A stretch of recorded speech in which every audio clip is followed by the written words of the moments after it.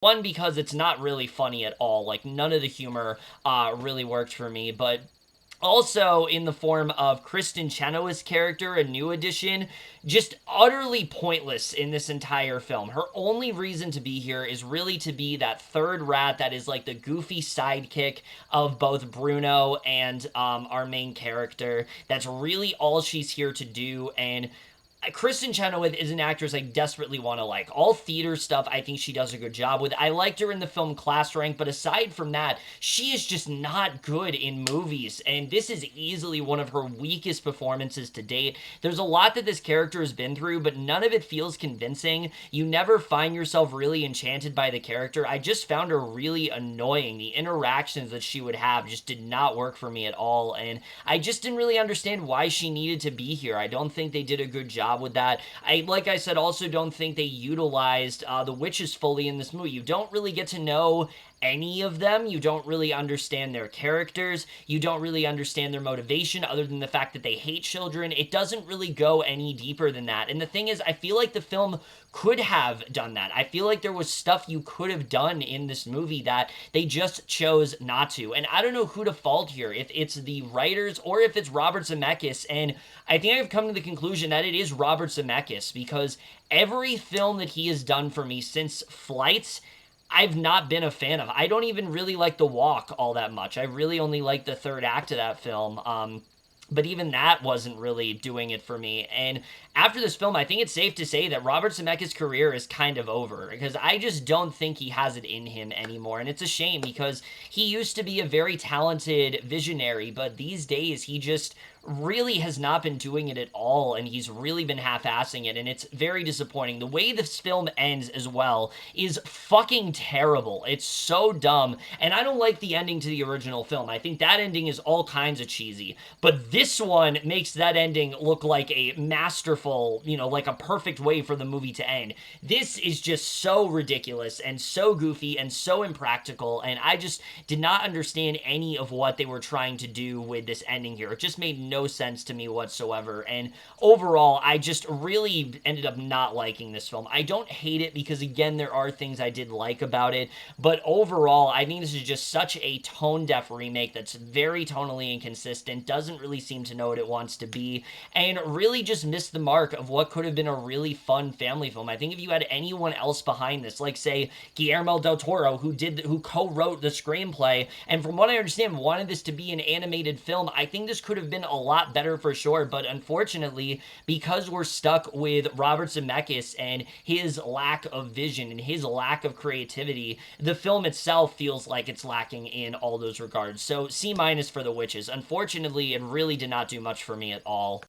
Oh, The Empty Man. This is a film that I honestly forgot was coming out. I didn't talk about in the movie preview because it didn't have a date yet. I didn't think it was coming out this year, but it did, and that's never a good sign when a film is just like randomly announced like at the last second. But it's COVID. These are the times we're living in. We should be used to it by now, even though I'm not.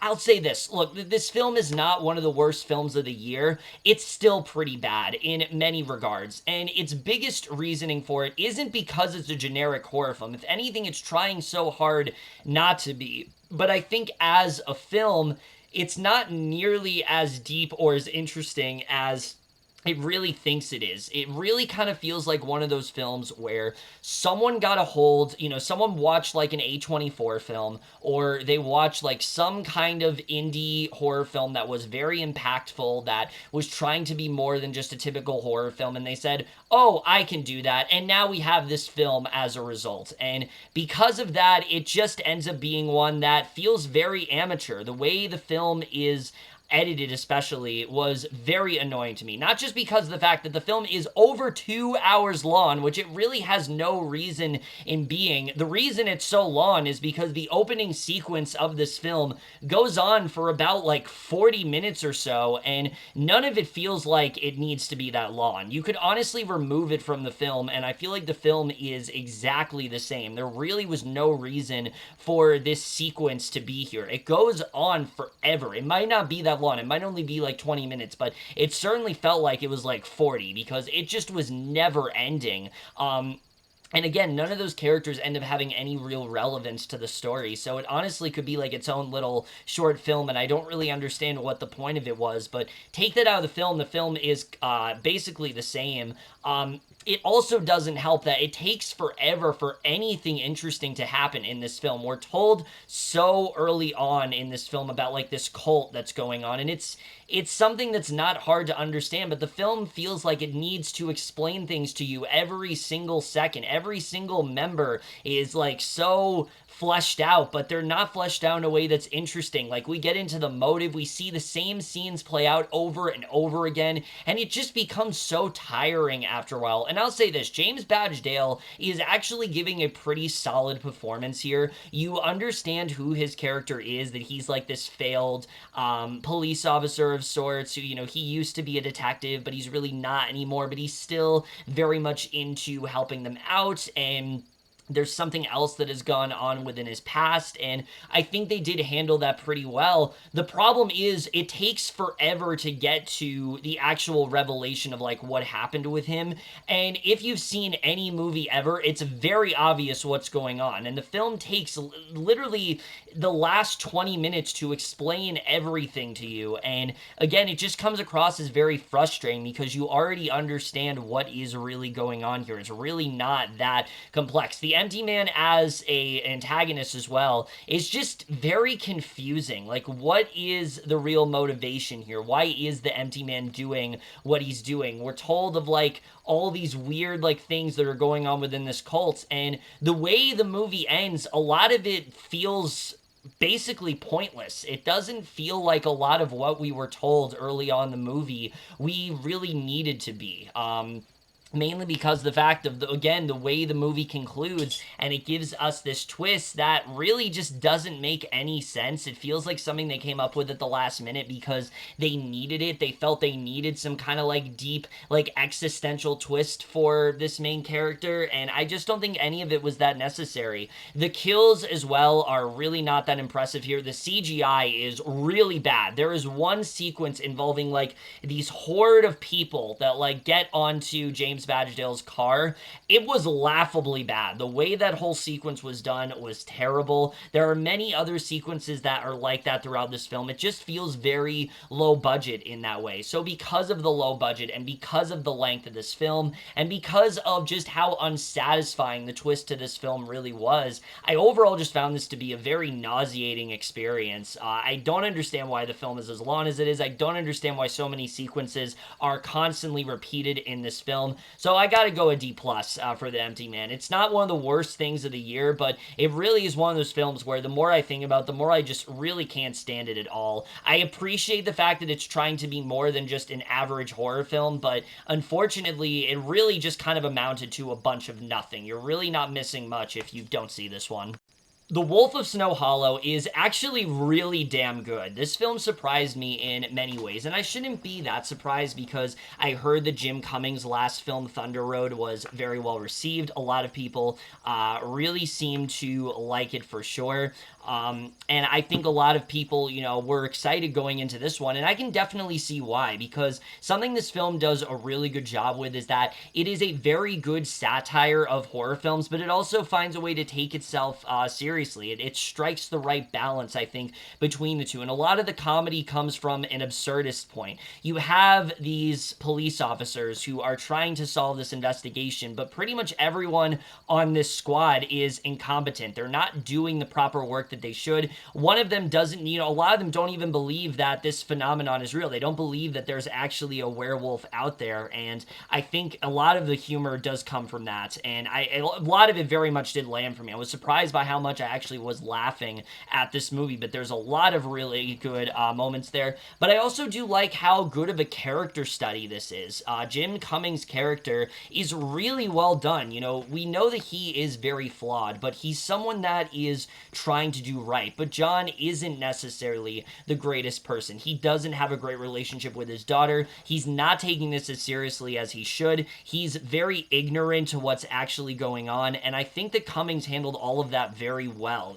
He's simultaneously really funny, but you also really do feel for him in this situation, and I thought overall he was just a big standout throughout the movie for me. I was very impressed by his acting. Everyone else I really like too, especially his daughter. I've never seen her before, but Chloe East, I was very impressed by her as an actress. I like the conflict that these two have, that he is really not treating his daughter in the way that she should, and so she's kind of like rebelling as a result. I think there's some good stuff going on there. Even the kills in this movie are really well done. Like, I got the sense that, similar to the Empty Man, like, this is a lower budget film, but unlike the Empty Man, it's not obvious. Like, I felt like they actually did some good stuff when it came to some of the kills in this movie. The opening sequence especially is very thrilling, the way that plays out. I was very impressed by that. And the other characters in this film, they do a really good job with. Robert Forster, who I believe this is his final film, obviously, because he did pass away. Last year. I think this is the last film he ever did. And if it is, it's a pretty good way to close things out, because he has a really good subplot of being the sheriff and not really wanting to retire, even though he has these very severe health issues that are just going to continue to worsen. And it's like, what do they really do about that? I liked Ricky Lionholm as well, though that is one of my issues in the movie, is that she did not have as much to her character as I really would have wanted her to. I think they could have done more with her, and maybe it's because they give so much to the other two, but Lionholm just kind of fell flat for me in terms of characterization. She's still really good in the movie, but I just needed more from her as a character. But really, aside from that, I think this is a really well done film. I think it's one that isn't going to get a lot of attention, but I definitely would recommend watching it for sure. B plus for The Wolf of Snow Hollow. If you're trying to get more into like smaller sort of indie films like this, I think this is a really good one to go to, and it definitely made me want to check out Cummings' other work. I'll definitely be watching Thunder Road, and whatever film he has on the way, I'm definitely excited for, because he has it in him for sure, and I really like the way this film played. So The Craft Legacy, I did finally watch the original Craft before this, and I like it. I think that definitely it's cheesy and dated in some aspects, but for what it is, I think it is the right, just the right amount of campiness, just the right amount of cheese for me, that going into this, I was just hoping that it could be at least somewhat just as fun. And I don't hate this like a lot of people are, but it's really not a good movie. And its biggest issue is that while Kaylee Spaney and Michelle Monaghan are giving really strong performances here, and we do a good job, I think, of getting into our lead character. You know, we like the character of Lily. We like the dilemma that she's going through. Unfortunately, all of the other characters in this film are pretty much just there. Like, the other three girls, there's really nothing given to them, and that's very surprising, considering that I think one of the better aspects of the original Craft is that they did really take the time to dive into all of these characters' dilemmas, and they don't really do that here at all. They're really just kind of here, and it's not like they're giving bad performances. Like, I think that Lovey Simon, Zoe Luna, and Gideon Allen are all fine in the movie, but as characters, there just really isn't anything to them other than they're witches and they need a fourth, and Spaney is their fourth. That really is all there is to their characters, and I think that really did bring things down for me. It also hurt their chemistry in the film, because even though, yes, I think the film does do an okay job with getting them together, it feels rushed overall. Every single plot development concerning that group just feels very rushed. It doesn't feel as natural as it should. It feels like it's only happening because it should happen, not because it naturally happens in the film, and I think that definitely does hurt it for sure. I also think the film is another one of those horror films that is just a little too overly reliant on, sort of like political and social themes going on today. And these things are interesting. The idea of, the idea of like toxicity, the idea of,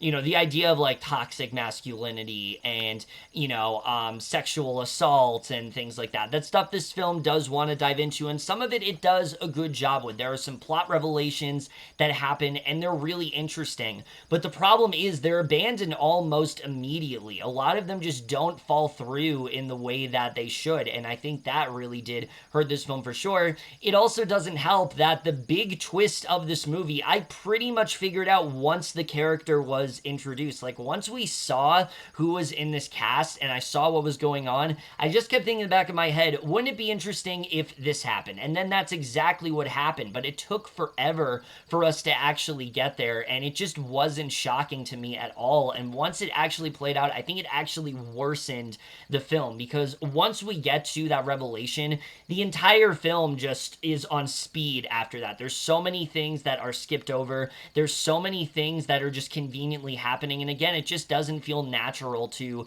the story. So I feel like a lot of good here was pretty much skipped over. I saw in some reviews, there were people saying that like it feels like there's footage missing. And I would very much agree. There are scenes in this film that feel like there should be something more that's there, but there just isn't. And that annoyed me overall.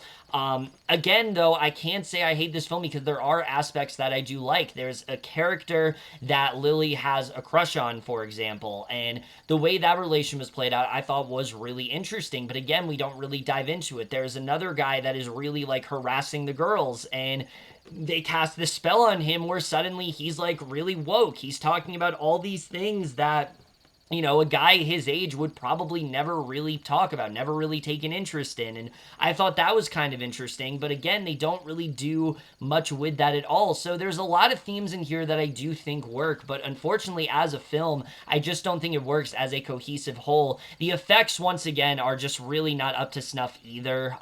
Look, the effects in the first one are very iffy. But I think here, especially with it being 2020, some of them are just really bad. There's a transformation sequence especially that honestly had my jaw on the floor. I couldn't believe how bad it was. And the way the film does end, I think is interesting, but it also just kind of feels like a cop-out. Like, it feels like this film was setting something up, and you're kind of like, why didn't we just get to this to begin with? Why didn't we see more of this? Why is this happening now? You know, it feels like the film is relying on this film doing well so they can set up another one, and I really don't know if that's actually going to happen. So again, I don't hate this film like others do, but I just wanted a lot more from it. So a C for The Craft Legacy. Definitely, I think, you know, not horrible, but could have been a lot better for sure, out overall.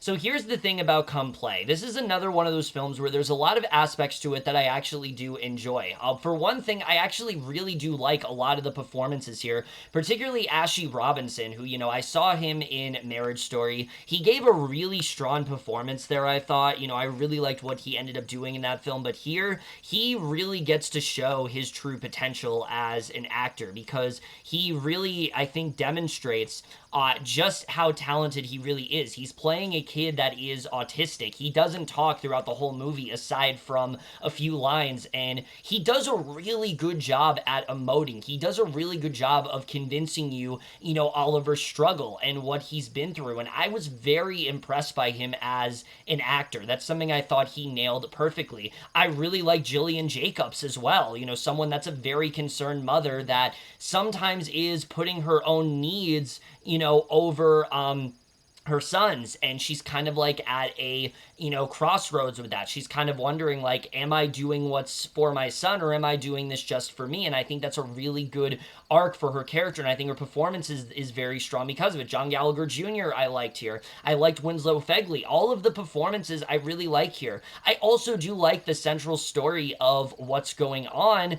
So what hurts this film, unfortunately, is the fact that it's a horror film, and I think that's really what does bring it down for me, is that the actual horror that's going on here is really not scary at all, and the creature itself, I think it's just far too generic to really stick out. The film from the beginning very obviously is about how technology, you know, we need to, like, put technology away and focus on our own, like, interpersonal relationships. And I think that's a really good message, but it's really not done in a subtle manner. It's done in a way that feels very forceful. You'll be able to predict what the film is trying to talk about pretty much from the second it starts, and I don't think it does a very good job with that. I also think there are quite a few elements that are very much rushed. There's a really good subplot involving Jillian Jacobs' character, and I really liked it. I thought it was very interesting, but I wanted them to dive a bit deeper into it. I wanted to see more of her side of things, and we really didn't get to. The relation between her and John Gallagher Jr. as well. These two kind of are in a struggling marriage, and I would have wanted to see more of that. I thought they portrayed it well at first, but there's a lot of scenes where we're focusing solely on Oliver, and we don't really get to see the fighting between those two, and I would have wanted to see more of that. I do like what the film is trying to do, though. I like that there are moments that are very quiet. I like that there are a lot of moments where we're just with Oliver in the beginning, and him trying to occupy himself. Sometimes, he doesn't really have any friends, really. He's kind of just all by himself, doing something as simple as watching SpongeBob, which that's another issue of mine. I understand that SpongeBob is supposed to be like a coping mechanism for Oliver, but the film seems kind of obsessed with it. There are scenes where we will just have SpongeBob on in the background, and they'll focus more on the episode of SpongeBob than they will of what's going on with Oliver or his mother, and it just was a very strange choice to me. And look, I like SpongeBob as much as the next guy. It's a very fun show, but I'm not here to watch SpongeBob. I'm here to watch Come Play, and I felt like at points they focused a little too much on that. I don't know, maybe it was just me, but it was very much, it definitely did get a bit distracting at points with how much SpongeBob promotion there really is in this movie. There's one scene alone that felt like a commercial for SpongeBob. It felt like you could take that scene out of the movie, and it's a commercial for how much kids appreciate SpongeBob. But really, enough about that. I think there is a lot to like about this film. I do think the creature design is pretty weak here. The way they end up going about that, I wasn't a big fan of. Again, though, these characters aren't stupid. Like, they don't make stupid decisions in the way that you expected them to, so I will definitely give the film that. I think the way the film ends was kind of beautiful. Again, I think the thing that holds it back is that the scares and the horror that it's going for is just a little too generic for my liking. I think if this was more of an indie horror film and was something more in line with, like, say, The Babadook, I would have actually really enjoyed it, and I did come pretty close to liking it, but unfortunately, there are just some things that really do bring it down for me. So C+ for Come Play. I really wanted to like this one, and for a while I kind of was, but unfortunately once we got to like the scares of it all, that's when I realized like, yeah, this isn't really working for me, and I had to bring it down. It's just not something I think I'm going to remember in the long run, but certainly better than most, I would say, modern day horror films for sure. And now we get to Spell, the final film that I will be talking about in this catch-up review. And Spell is a film that, going into it, I really did not know how to feel, and coming out of it, I still don't really know how to feel, because this film is just very confusing to me overall. The whole film is just very confusingly directed. It's very confusingly acted. Like, look, I will say this. Omari Hardwick is doing a good job as this character, but even his character is just very confusing in this film. We start off and he's talking about like all this abuse that he got from his dad and how he left Appalachia and like he hasn't gone back since then. So they're implying that his father is still alive, but then we never see his father in the film when he's in Appalachia, and then it's kind of just like it's almost as if maybe his father is dead. So like I was very confused as to like what the relationship really was there, like what the status of his father was. It just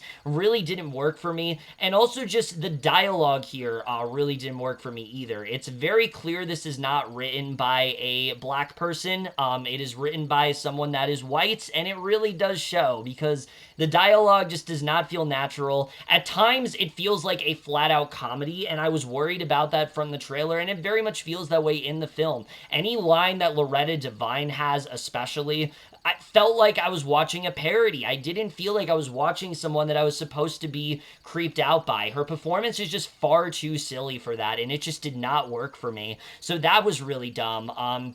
The way the film gets into the concept as well, it takes forever for really anything to happen. Nothing really happens in this film until like the last like 20 minutes of it, and it is such a slog to get through up until that point, and I just was not really enjoying any of it.